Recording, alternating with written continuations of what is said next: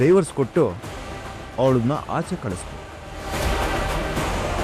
ಅವಳನ್ನೇನಾದರೂ ನೀನು ಆಚೆ ಕಳಿಸ್ಲಿಲ್ಲ ಅಂತಂದ್ರೆ ನಾನು ಅವಳನ್ನ ಈ ಪ್ರಪಂಚದಿಂದನೇ ದೂರ ಕಳಿಸ್ಬೇಕಾಗತ್ತೆ.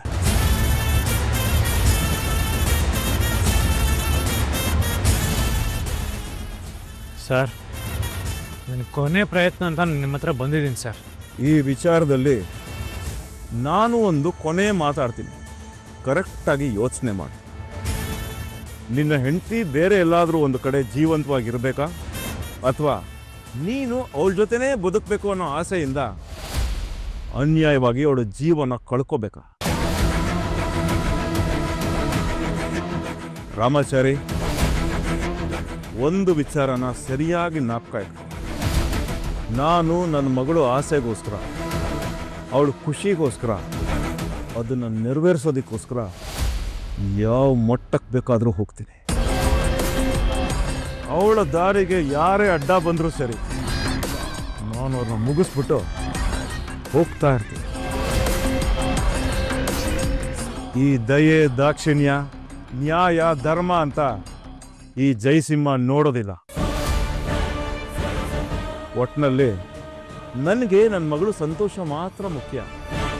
ನಾನು ಹೇಳಿದ್ದೆಲ್ಲ ನಿನಗೆ ತುಂಬ ಚೆನ್ನಾಗಿ ಅರ್ಥ ಆಗಿದೆ ಅಂತ ಅಂದ್ಕೊಂಡಿದ್ದೀನಿ.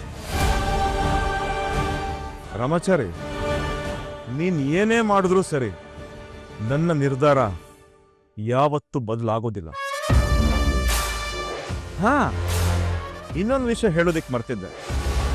ನೀನು ನಿನ್ನ ಹೆಂಡತಿಗೆ ಲೀಗಲ್ ಆಗಿ ಡೈವರ್ಸ್ ಮಾಡಿ ಸಾಂಪ್ರದಾಯಿಕವಾಗಿ ನಮ್ಮ ಮನೆಗೆ ಹೆಣ್ಣು ಕೇಳೋದಿಕ್ಕೆ ಬರಬೇಕು. ಓಕೆ? ನಾನು ಹೇಳೋದೆಲ್ಲ ಚೆನ್ನಾಗಿ ಹೇಳಿದ್ದೀನಿ ಅಡಿ ಅಂದ್ರೆ, ಮತ್ತೆ ನನ್ನ ಹೆಂಡತಿನ ಬಿಡೋದಿಕ್ಕಾಗೋದಿಲ್ಲ ಅಂತ ಮಾತಾಡೋ ಪ್ರಸಂಗ ಮತ್ತೆ ಬರಬಾರ್ದು. ಬಿಡಬೇಕು, ನನ್ನ ಮಗಳನ್ನ ಮದುವೆ ಆಗಬೇಕು ಅಷ್ಟೇ. ನಿಮಗೆ ಚೆನ್ನಾಗಿ ಅರ್ಥ ಆಗಿದೆ ಅಂತ ಅಂದ್ಕೊಂಡಿದ್ದೀನಿ. ನನ್ನ ಮಗಳನ್ನ ಮದುವೆ ಆಗಬೇಕು ಅಷ್ಟೇ.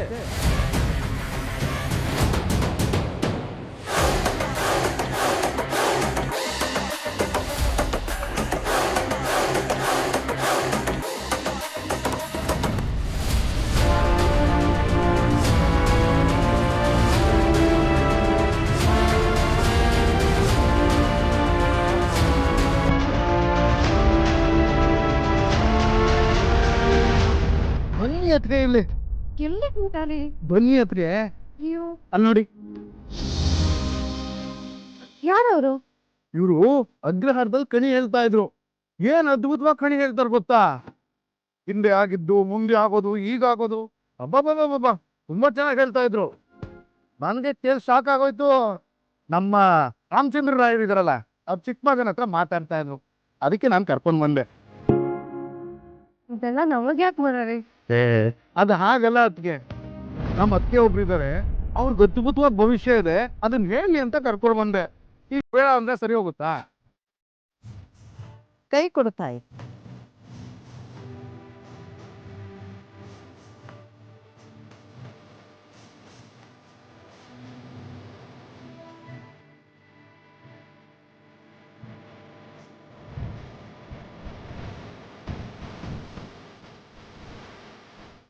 ಆಹಾ, ಅದಕ್ಕೆ ಏನಪ್ಪ, ಇನ್ನೂ ಯಾರಾದ್ರೂ ಶಾಸ್ತ್ರ ಹೇಳೋರ್ನ ಕರೆಸಿದ್ಯಾ ಹೇಗೆ? ಅವ್ರು ಹೇಳೋ ಮಾತನ್ನು ಕೇಳಿಸ್ಕೊಳ್ಬೇಕಾ? ನನ್ನ ಗಂಡ ನನ್ನ ಬಿಟ್ಟು ಹೋಗ್ತಾನೆ ಅಂತ ಯಾರೋ ಹೇಳಿದ ಮಾತನ್ನ ನಾನು ನಂಬೇಕಾ? ಅಲ್ಲ ಅದಕ್ಕೆ, ಪ್ರತಿ ಬಾರಿ ನೀವು ಇದೇ ತರ ಯಾವ್ದಾದ್ರು ಶಾಸ್ತ್ರ, ಜ್ಯೋತಿಷ್ಯ ಹೇಳ್ತಾ ಇದ್ರೆ ನಂಬ್ತಾ ಇದ್ರಿ. ಅಡ್ಡ ಮಾತಾಡೋ ನಮ್ಗಳ ಮೇಲೆ ರೇಗ್ತಾ ಇದ್ರಿ. ಇವತ್ತು ನಾನು ಆ ವಿಷಯ ಕೇಳಿ ಶಾಕ್ ಆಗಿದ್ದೀನಿ. ನೀವು ತಲೆನೇ ಕೆಡ್ಸ್ಕೊತಾ ಇಲ್ವಲ್ಲ? ಅಲ್ಲ, ಅವ್ರ ಮಾತನ್ನ ಯಾಕೆ ನಂಬಾರ್ದು? ಯಾರ ಮಾತು? ಆ ಕಣಿಯಮ್ಮ ತುಂಬಾ ಫೇಮಸ್ಸು. ಅವ್ರು ಸುಮ್ನೆ ಯಾವ ಮಾತು ಹೇಳಲ್ವಂತೆ.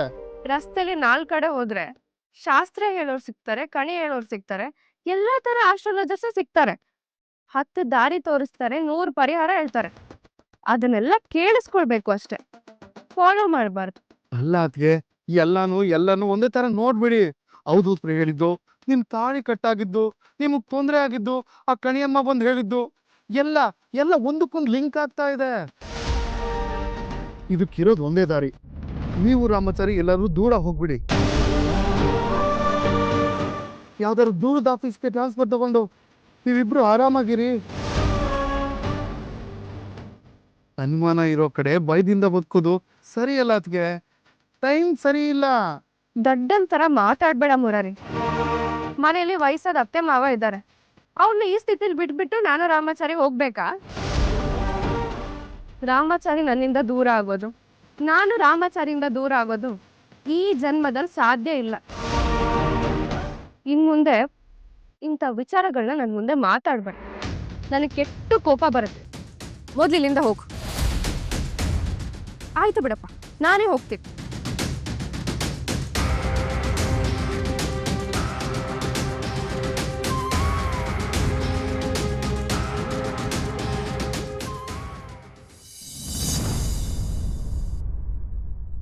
ಸರ್ ಪ್ಲೀಸ್ ಸರ್, ನನ್ನ ಮಾತು ಕೇಳಿ ಸರ್. ಸರ್ ನಾನು ಏನು ತಪ್ಪು ಮಾಡಿಲ್ಲ ಸರ್. ಸರ್ ಕಂಪ್ಲೇಂಟ್ ಕೊಡಕ್ಕೆ ಬಂದರೆ ಹಬ್ಬ ನನ್ನ ಮೇಲೆ ಆಗ್ತಾ ಇದ್ದೀರಲ್ಲ ಸರ್. ಸರ್ ನಾನು ಆ ಥರದ್ದು ಏನು ತಪ್ಪು ಮಾಡಿಲ್ಲ ಸರ್. ಸರ್ ಏನು ತಪ್ಪು ಮಾಡಿದೆ ಸರ್ ನಾನು?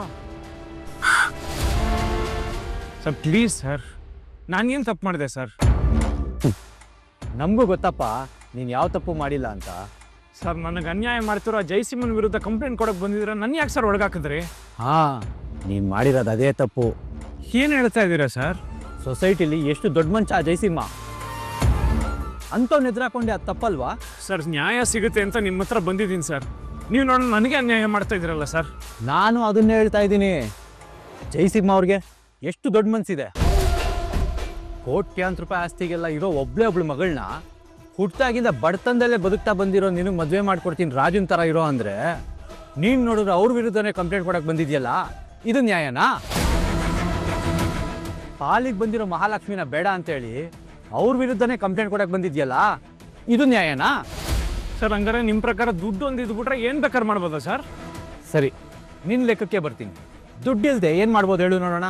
ಸರ್ ದಯವಿಟ್ಟು ಅರ್ಥ ಮಾಡ್ಕೊಳ್ಳಿ ಸರ್. ನನಗೆಲ್ಲ ಅರ್ಥ ಆಗ್ತಾ ಇದೆ. ನೀನೇ ಜೀವನ ಅಂದ್ರೆ ಏನು ಅನ್ನೋದನ್ನ ಚೆನ್ನಾಗಿ ಅರ್ಥ ಮಾಡ್ಕೊಬೇಕು. ಸರ್ ನಾನು ಯಾವ ತಪ್ಪು ಮಾಡಿಲ್ಲ ಸರ್, ನಾನು ಬಿಟ್ಬಿಡಿ ಸರ್.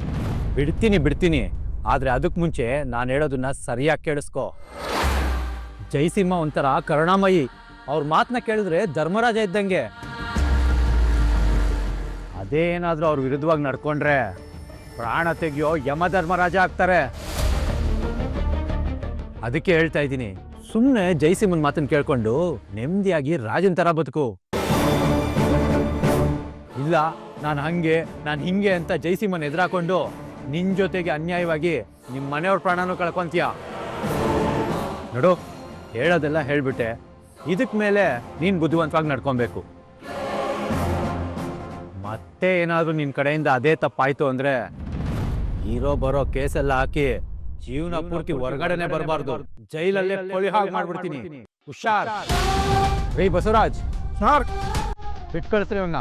ಆಯ್ತು ಸರ್.